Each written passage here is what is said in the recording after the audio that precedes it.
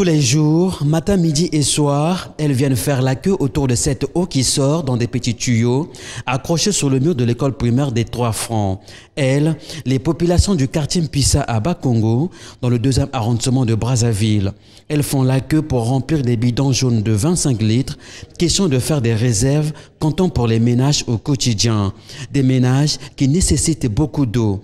Pour ce faire, ces populations louent des transporteurs qui, au moyen des pousse-pousse, acheminent des bidons remplis d'eau jusqu'à leur domicile, moyennant 150 francs CFA l'unité. Certaines femmes au foyer moins nantis font leur lessive sur place. Autre endroit, sur l'avenue Cardinal Émile Biayenda, toujours à Bakongo, certains hommes véreux utilisent des forages d'eau dans leurs parcelles pour abuser des populations, leur vendant le bidon de 25 litres à 50 francs CFA au lieu d'une gratuité. Pire encore, certains habitants se proposent d'aller se baigner dans le fleuve Congo, un fleuve jugé plus puissant après l'Amazone. Et cela, malgré quantité de noyades, soit au moins une personne en 2 semaines. Des baignades qui se font en l'absence de mesures de sécurité, pas de gilets de sauvetage, pas des équipes de secours, encore moins des panneaux de mise en garde. Une situation qui dure, voici des mois, voire des années.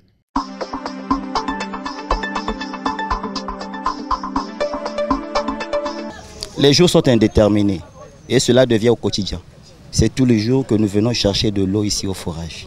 Donc grâce à M. Silou qui nous a fait un don qui n'est pas lié à l'électricité. Et nous remercions aussi le député Donald. Ce dernier nous a offert aussi un don. Nous avons un forage. Malgré là-bas, ça fonctionne à l'aide de l'électricité. Donc quand il n'y a pas d'électricité, là-bas ça ne peut pas fonctionner. Donc c'est toute une population qui vient ici au quotidien.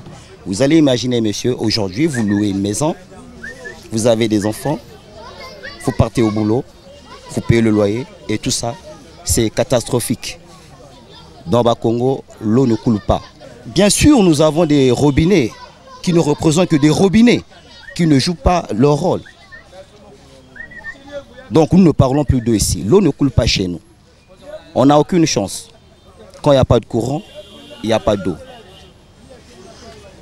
C'est ici que nous venons nous jouir avec nos mamans. Aujourd'hui, certaines mamans n'ont pas de sous pour envoyer chercher de l'eau. C'est pourquoi vous les voyez ici venir laver leurs assiettes. Et il y a de ceux qui repartent à la maison sans obtenir ne fût-ce qu'un gobelet. L'eau que nous buvons, nous partions acheter ça. La limite que je vous propose, c'est la limite de commune.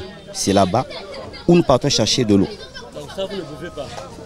Mais c'est bien écrit là-bas, cette eau n'est pas traitée. Nous n'en buvons pas. Si on nous aille faire quelque chose, tel que moi, je suis là chez Mère Julie, un restaurant chez Mère Julie, c'est là-bas où je vais rendre ce service. Par jour, je puise 4 tonneaux. Donc elle me donne 6 000 francs tous les jours. Vous allez imaginer. Ça fait combien? Le souhait serait que nous puissions d'abord commencer par la stabilité de l'électricité. La stabilité de l'électricité va nous favoriser que nous ayons de l'eau de par-ci, de par-là. Nous pouvons partir chez M. Donald, nous sommes satisfaits. Nous pouvions revenir ici, nous serons satisfaits.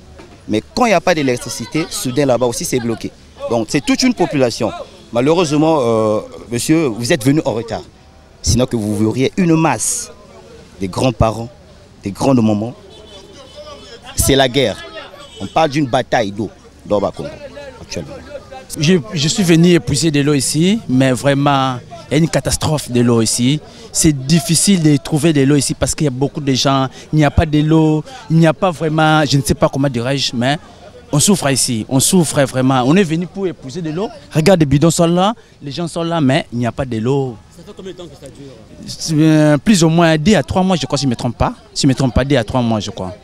Pour moi, je souhaiterais que le président, non, notre gouvernement sache que la population souffre. Hein. C'est la population qui souffre. Comme ils sont là, le ministre va voir comment il va faire pour nous. Parce que ici, même les gens là, des Chinois là, qui sont venus, s'il n'y a pas de courant, il n'y a pas de l'eau. Il faut avoir le courant pour avoir un peu de l'eau. S'il n'y a pas de courant, il n'y a pas de l'eau. Nous souffrons ici, nous souffrons beaucoup. C'est pour ça qu'on demande à la gouvernement de voir notre cas. Notre cas, la population souffre de l'eau. Il y a même à manger, mais si tu as à manger, il n'y a pas de l'eau, qu'est-ce que tu vas faire? L'eau, c'est la vie. S'il n'y a pas l'eau, vraiment c'est difficile. On vient ici vu que l'eau est tellement difficile. Il y a la carence d'eau et c'est tellement difficile par rapport à des conditions. L'eau ne coule plus, ça date plus de 25 ans de cela. Il y a de ces jeunes qui sont nés dans cette crise. Et apparemment aujourd'hui on constate qu'il y a certaines personnes qui partent se noyer au fleuve à cause d'eau. Mais on souffre ici là. On souffre à chaque fois, on appelle aux autorités mais on n'a pas de la réponse, de la bonne réponse. Ici il y a un forage, c'est l'unique forage. Actuellement il n'y a pas d'électricité, ça fonctionne avec le groupe. Mais s'il n'y a pas le groupe, on est paralysé. Le bidon ici là au forage c'est à seconde fois on achète. Le transport, c'est à 100 francs. Mais le quartier a une habitude de déménager par rapport au budget. Au budget, il y a certains gens qui payent la maison à 50 000 ou quand ils calculent avec le budget, ça déborde le loyer. Le quartier n'est plus comme avant, ne récupère plus son système comme avant. On souhaite qu'on puisse avoir d'eau comme avant, que l'eau coule dans le robinet. Avant, cette quartier était appelé Mpissa de Marseille. Aujourd'hui, ce n'est plus le nom. Il a perdu son nom. Ici à Mpissa, c'est en fait un problème très sérieux. Ça fait même des années, je peux dire 10 ans que l'eau ne coule pas. Nous, on avait un robinet et c'était un peu long comme l'eau ne coulait pas. Et puis, il y avait assez de pénurie. On nous a même dit qu'il faut creuser. Donc, on était obligé de dépenser de l'argent pour creuser afin que ça puisse sortir. Au début, ça sortait, mais ça fait des années que ça ne coule pas. Mais en fait, l'eau, c'est la vie, c'est ce qu'on dit. On a besoin qu'on puisse... Puisque derrière nous, il y a même le fleuve. Dans d'autres pays, on devrait avoir de l'eau. Ça, c'est une nécessité primordiale. Donc, nous tous, c'est ce qu'on veut. Qu'on puisse rétablir. Je ne sais pas que tout le monde ait des robinets, qu'on puisse utiliser de l'eau. C'est ça, c'est notre souhait même. Oui, ici, il y a des difficultés d'eau. Et voilà même la preuve là. Les gens viennent puiser l'eau au forage. Et il y a un dieu là. Pour ne pas aller trop loin, les gens puisent de l'eau dans le dieu et des fois, dans le fleuve, voilà. Et des fois, les gens se noient quand même. Et c'est dangereux. Le souhait est qu'il y ait un peu plus de pompes ici, tu vois.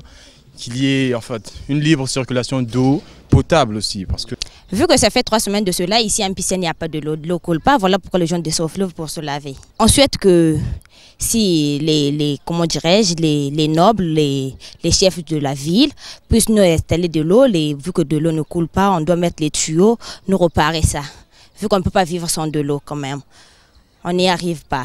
On fait de transport de venir au fleuve, chercher de l'eau. Parfois on boit de l'eau sale qui coule ici, soit on appelle ça les sources. C'est ça qu'on boit, c'est ça qu'on se lave. Ça ne marche pas. Bien sûr que oui, il y a ces enfants qui se noient du jour au lendemain. Du jour au jour, ça se fait du matin au soir. Je suis arrivé hier, je vis à Pemna. Donc là où je suis logé, il n'y a pas l'eau. Donc on m'a dirigé, on m'a dit que le fleuve n'est pas loin de la maison. Donc je vais me baigner pour que je rentre à la maison. Il n'y a pas l'eau, l'eau ne coule pas. Que l'État congolais puisse arranger ces situations, tout ce qui se passe là. C'est pas trop bien de venir se baigner là où les gens ne viennent pas souvent. Moi à Pointe-Noire et à la plage, je sais au moins là-bas il y a des gens qui sécurisent tout. Mais ici, bon, je ne suis pas trop sûr, mais je vais quand même. C'est pour la première fois. Consciente de la gravité de cette situation, il serait véritablement souhaitable que les autorités congolaises prennent à cœur l'urgence d'eau potable à Bas-Congo, surtout dans le quartier Mpissa, afin de limiter la souffrance des populations qui plaident pour un retour régulier et normal d'eau potable à la pompe.